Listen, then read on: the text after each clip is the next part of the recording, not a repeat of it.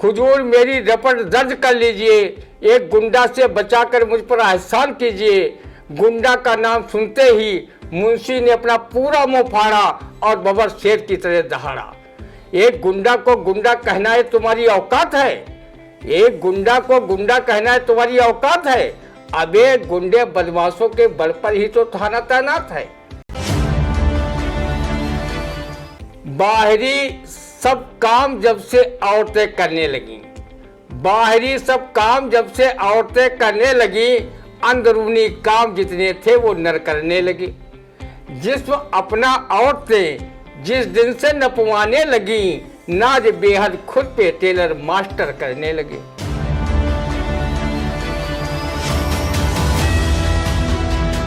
नमस्कार, स्वागत है आप सभी का आई इंडिया के खास कार्यक्रम रंदा में। खबरों पर रंदा चलाने के लिए आई इंडिया के स्टूडियो में मौजूद है वरिष्ठ पत्रकार, कवि एवं रंगकर्मी ज्ञान प्रकाश सिंह प्रतीक जी। तो प्रतीक जी, आपका बहुत बहुत स्वागत है आई इंडिया के स्टूडियो में। आज की पहली खबर की शुरुआत करेंगे। राज्य महिला आयोग का फरमान, महिला परिधानों की सिलाई के लिए पुरुष न ले नाप।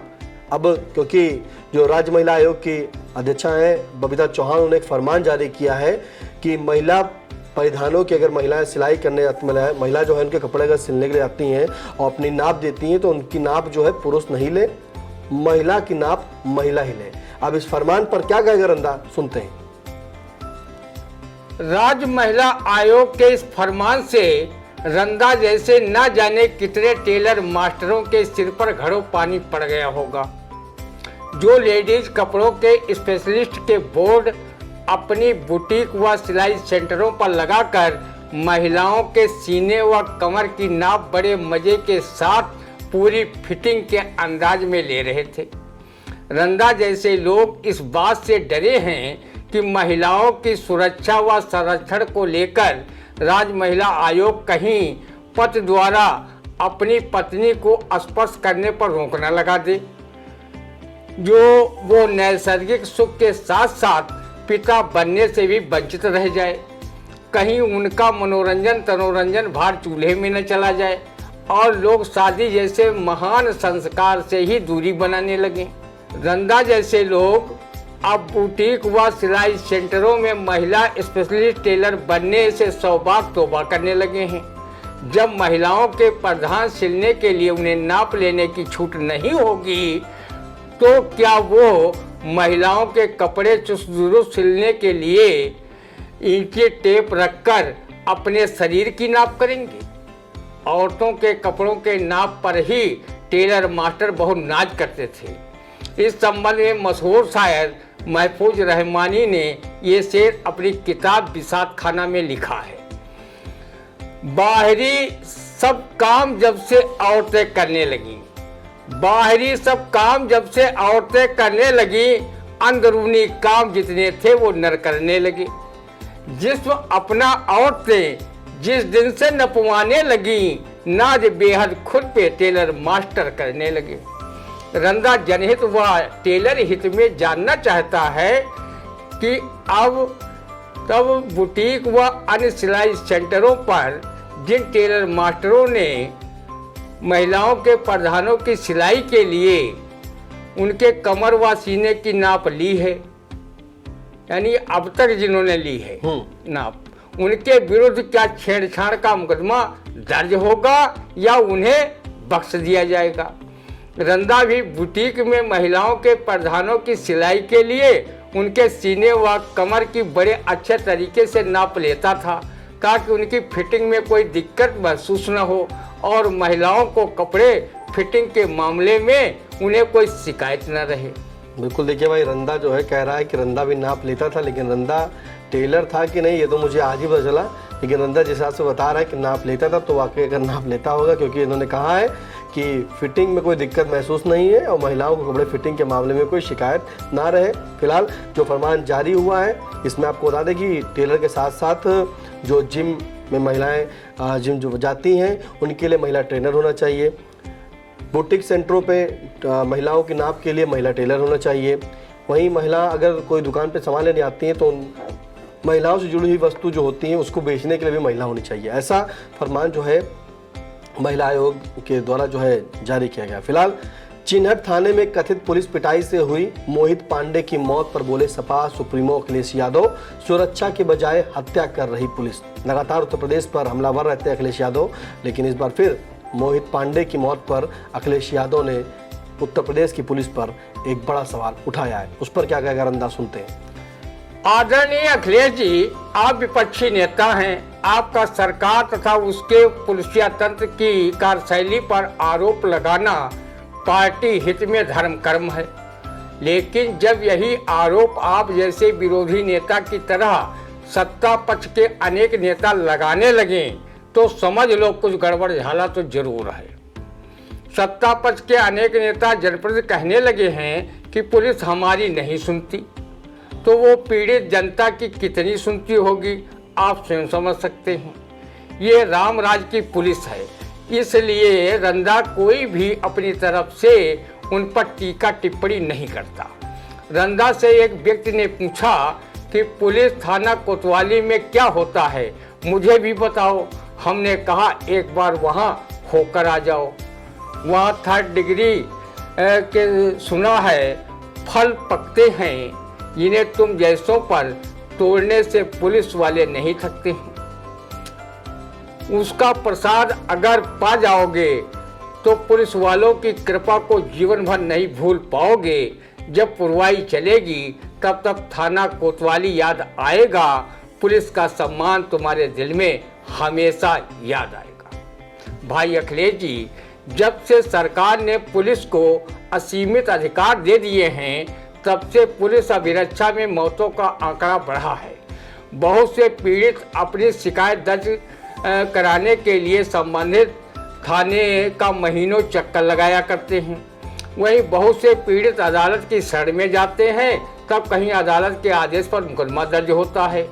रंदा के प्रस्तोता ने तो पुलिसिया कार्यशैली पर व्यंग्यात्मक मनोरंजक कविता भी लिखी है, लेकिन ये कविता कर्मठ ईमानदार पुलिसकर्मियों के लिए नहीं है। ये उनके लिए है जो कानून व्यवस्था को ठेंगा दिखाकर पुलिस विभाग की छवि को धूमिल करते हैं।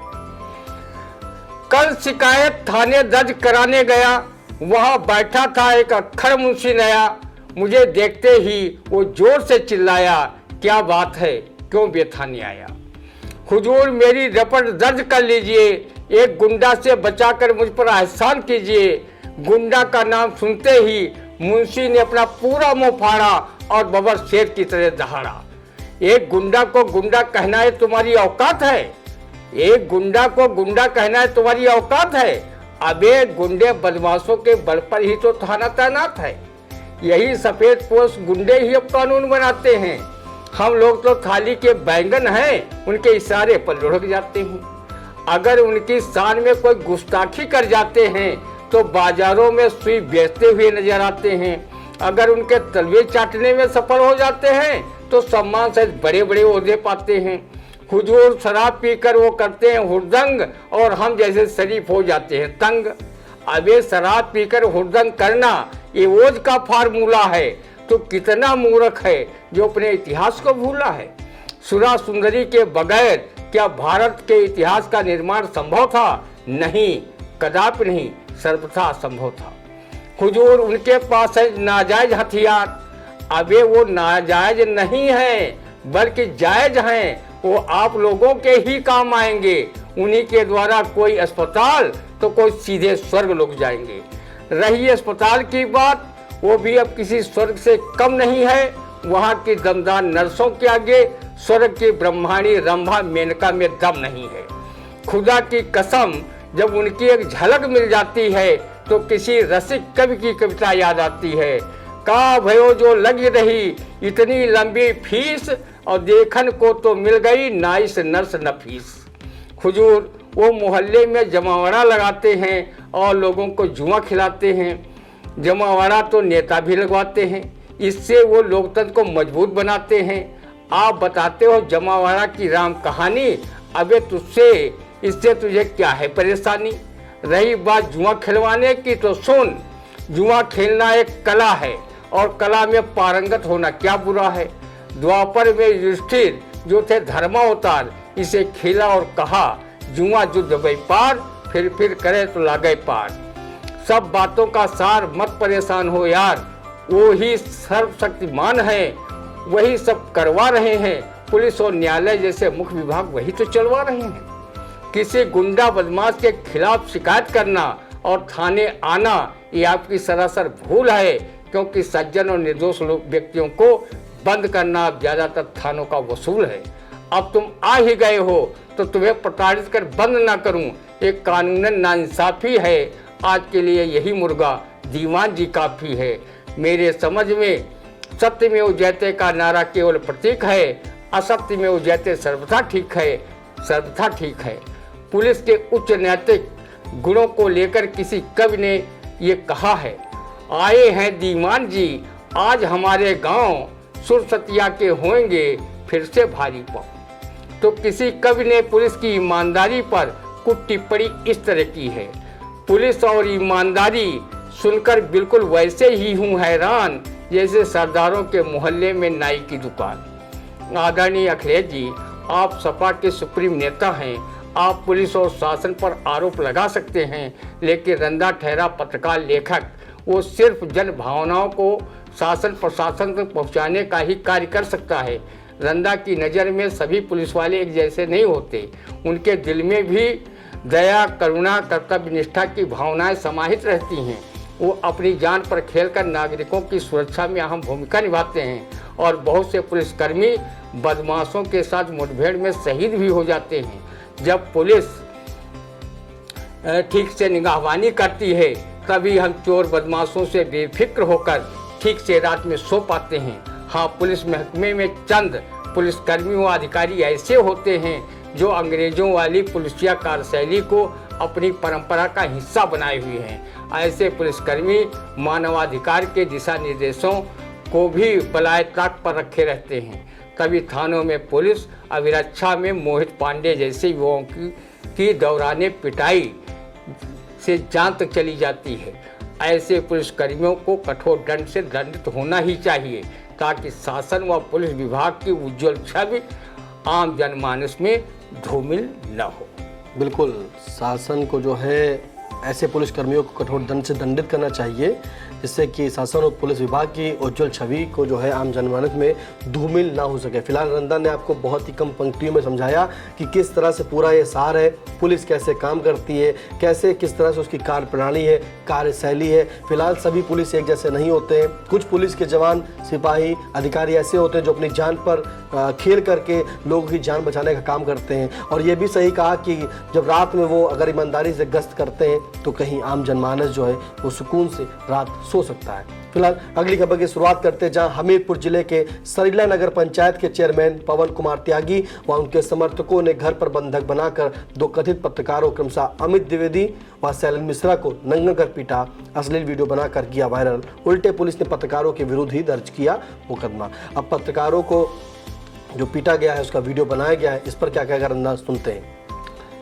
पत्रकारों को सरीला नगर पंचायत अध्यक्ष पवन कुमार त्यागी और उनके समर्थक इससे शानदार जानदार दीपावली गिफ्ट और दे ही क्या सकते थे। कथित दोनों पत्रकारों अमित द्विवेदी व शैलन मिश्रा को बुलाकर खूब पीट पिटैया की और नंगा करके उनके फोटो भी वायरल कर दिए, जिसके लिए वो बेचारे जीवन भर इस घटना को याद करेंगे। जब नगर पंचायत अध्यक्ष कमल छाप था तो उसके जूती व तूती पर लिखने के बजाय उसके विरुद्ध कलम कैमरा क्यों चलाया, उसकी बड़ाई क्यों नहीं लिखी। ये उसी कलम छाप पार्टी का नगर पंचायत अध्यक्ष है जिस पार्टी के प्रधानमंत्री 11 वर्षों में प्रसवार्ता से गुरेज करते रहे हैं। भारत के अधिकांश मीडिया उनकी गोद में बैठी छोटे बच्चे की तरह क्यों क्यों कर रही है। जन समस्याओं से गोदी मीडिया का कोई लेना देना नहीं। अगर तुम भी गोदी मीडिया के हिस्सा होते तो तुम्हारे कपड़े उतार कर शरीर के पीछे भाग पर डंडे मारना तो दूर, बल्कि तुम्हें नए कपड़े देते और दिवाली मनाने के लिए पुष्पपत्र भरा लिफाफा भी भेंट करते। जब अवसार शर्मा जैसे नामचीन पत्रकारों की गिरफ्तारी करवा दी जाती है, पूर्ण प्रसून वाजपेयी को चैनल से हटवा दिया जाता है, रवीश कुमार जिस चैनल में काम करते हैं उस चैनल को खरीदवा कर उन्हें नौकरी छोड़ने पर विवश कर दिया जाता है, तो तुम्हारे जैसे पत्रकारों की क्या औकात है। योगी राज में भारी संख्या में तथाकथित पत्रकार का चोला ओढ़े सत्ता पक्ष की सदस्यता लेकर योगी मोदी की जय जयकार कर रहे हैं और नेता अधिकारियों कर्मचारियों से बिना कलम कैमरा चलाए कथित रूप से अपनी जेबों का वजन बढ़ा रहे हैं। आज जिन्हें पवित्र पत्रकारिता मिशन या पेशे का ककाहरा तक नहीं मालूम, पत्रकारिता का उद्देश्य क्या है, देश व समाज हित में पत्रकारिता व पत्रकारों की भूमिका क्या है, वो नहीं जानते। तथाकथित पत्रकारों ने कुछ अपने गिरोह भी बना रखे हैं, जो नेताओं, अधिकारियों, ग्राम प्रधानों, सफाई कर्मियों, पंचायत मित्रों तक से पत्रकारिता के नाम पर खुलेआम धन की कथित रूप से मांग करते हैं और न देने पर अपने फेसबुक व अन्य सोशल साइटों पर अनर्गल तथ्यहीन सच्चाई से परे पोस्टें डालते हैं, जिन्हें लाइक व कमेंट करने वाले 10-20 लोग भी नहीं होते। बहुत से अपराधी किस्म के लोग पत्रकारिता को पुलिस व कानून से बचने के लिए सॉफ्ट कॉर्नर बनाए हुए हैं। नगर पंचायत सरेला के चेयरमैन व उनके समर्थकों द्वारा 2 पत्रकारों को नग्न करके पीटे जाने का वीडियो भी वायरल हुआ है। उनका चरित्र चिंतन कैसा है ये रंदा नहीं जानता, लेकिन इतना जानता है कि सही बात लिखने वालों को कमल छाप भ्रष्ट नेता उन्हें प्रताड़ित कराने में कोई कोर कसर बाकी नहीं छोड़ते। रंदा ने होली के त्यौहार पर ये नेताओं को कहते हुए सुना कि सीतापुर में कितनी भारी संख्या में पत्रकार हैं, जिनकी भारी भीड़ को हम लोग ठीक से सम्मान भी नहीं कर सकते।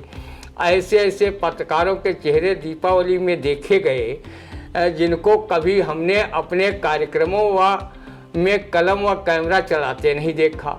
इन नेताओं का ये भी कहना था कि अब पत्रकारिता का पवित्र मिशन कहाँ जा रहा है। जो अच्छे पत्रकार हैं और अपना पत्रकारिता का धर्म समझते हैं, वो नेता अधिकारियों के वहाँ परजवट व त्योहारी मांगने नहीं जाते। सीतापुर की मुख्य मीडिया के किसी भी पत्रकार को अपने यहाँ त्योहारी मांगते नहीं देखा। ये वही फेसबुकिया लोग हैं जो होली दीपावली पर पूरे ग्रुपों के साथ त्योहारी मांगने नेताओं अधिकारियों के वहाँ पहुँचते रहते हैं। रंदा जैसे अनेक पत्रकार विज्ञापन तक मांगने में हिचकिचाते हैं। त्योहारी मांगना तो बड़ी बात, वो किसी से कुछ इसलिए नहीं मांगता क्योंकि उसे रहीमदास का ये दोहा याद है, आप गया आदर गया नैनन गया स्नेह, ये तीनों पहले गए जबै कहा कछु दे। रंदा ने दीपावली गिफ्ट मांग रहे तथा कथित पत्रकारों की भीड़ जब एक मंत्री के वहाँ देखी, उसे कवि हरिभक्त सिंह पंवार की एक काव्य पंक्तियाँ याद आई। सन 2025 तक कोई भी बेरोजगार नहीं रह जाएंगे, 60% नेता, 30% डाकू, बाकी पत्रकार हो जाएंगे। रंदा हमेशा अच्छे व सच्चे पत्रकारों का दिल से सम्मान करता है। कृत तथा कथित डाकुओं और भिखारियों की भूमिका निभाने वाले फेसबुकिया पत्रकारों के विरुद्ध कार्रवाई की मांग भी करता है। पत्रकारिता को कलंकित करने वाले तथा कथित पत्रकारों के विषय में रंदा ज्यादा कुछ न कहकर उनका सम्मान IPS अधिकारी अखिलेश कुमार निगम की इन काव्य पंक्तियों से करता है। भाट और भोंपू बने दर दर घूमे आज, चंगू मंगू हो चले पत्रकार महाराज। पत्रकार महाराज रौब है इनकी न्यारी, पत्रकारिता छाड़ कर सच में बटमारी।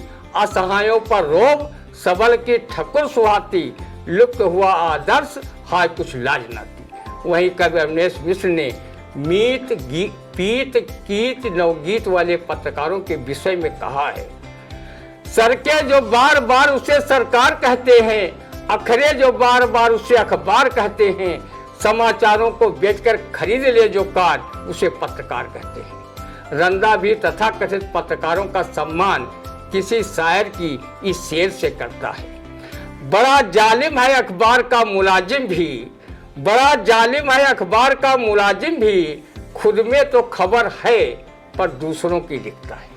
बिल्कुल सही कहा कि बड़ा जालिम है अखबार का मुलाजिम भी, खुद में तो खबर है पर दूसरों की लिखता है।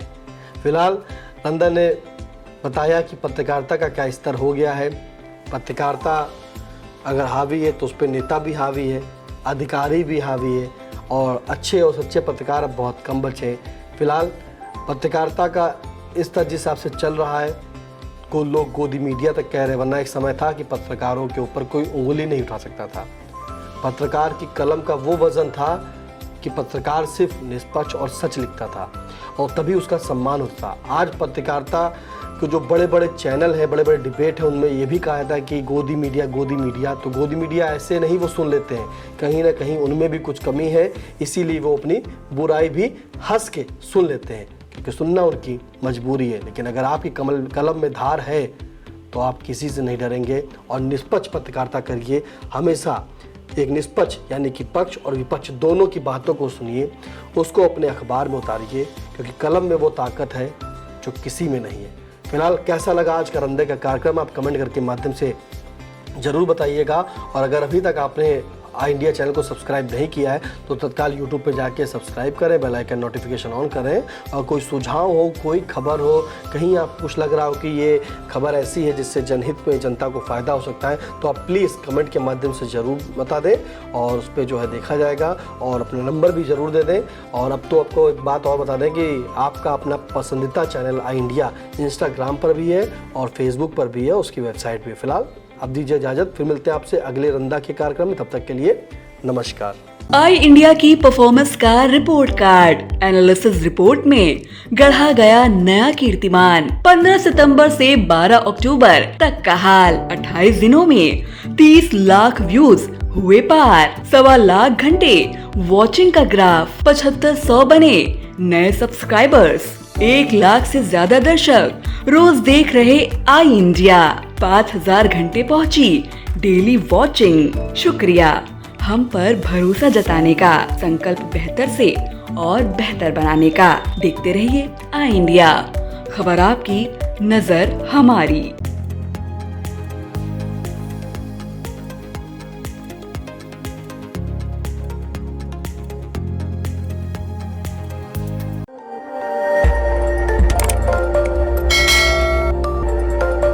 खबर आपकी, नजर हमारी। देखते रहिए आई इंडिया।